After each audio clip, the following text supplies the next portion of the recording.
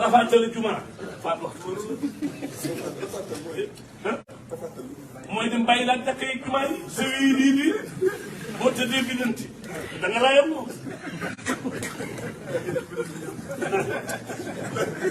mooy lii ngeen def waaw man de maa ngi si man Mansour waaye xam nga léeg-léeg dafa am benn bis nu ànd man Mansour dem building nuy tànte ascenseur ba ñu cengee mun ma tey rek la ñu dee man ko dee si jaay ji maa ne fi sëñ Bamba ne fi nu dee wool si jaay ji maa moo woo sëñ Bamba mun yaa laaj ma moo fi gën a ragal affaire bari teel ma jëkk koo génn nag ndax dama ko gën a woyof daal jàpp ci loxo bi waxoon naa Ablaye Wade ni ko maa ngi Mansour Mbaye giwélu tarixa la mun sànq suñu tarixaa ni dox ñuy wax ñu wax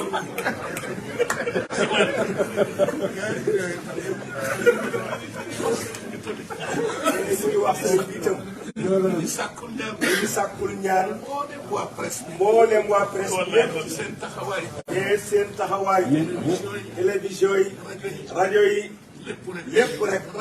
rawatina service d'ordre les services d'ordre muy gendarmerie la police sapeurs-pompiers waa Croix-Rouge su limee juum maanaam ñu bokk ci koor yooyu yëpp daal ñu bokk ci koor yooyu yëpp ñu ngi leen di gërëm di leen ñaanal taxawaay bu mat liggéey am taxawaay bu mat ba noppi liggéey bi rafet tabarakallahu ñu ngi ànd ak itam sa njabootu bopp di télévision waa Asfiya yi tabarakallahu pour ñu ñëw ñooñu fi jiitu sax couvrir lépp nee na couvrir lépp rek ak Malikia TV mu ne Asfiya yi loolu mu wax ne ci ñu ko jëkk a woo lañ ko ne wallahi moom ñu nag mu ñaan yaay magam waaw dama koy poñete sañ nga ko tey moom sañ nga ko dama koy sañ nga ko ba ngeen aajo yi faj waaw si mari bëgg nañu ko leen waaw kay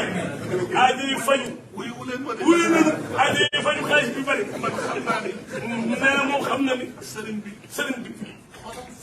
xolam fees na ak mbégte def nañ ko sànq moog Cheikh Gueye bi ñu waxtaanee xalifa bi ba pare daf ñu woo ci biir néegam ba ñu paree ñu ne ko xaas waaye yow itam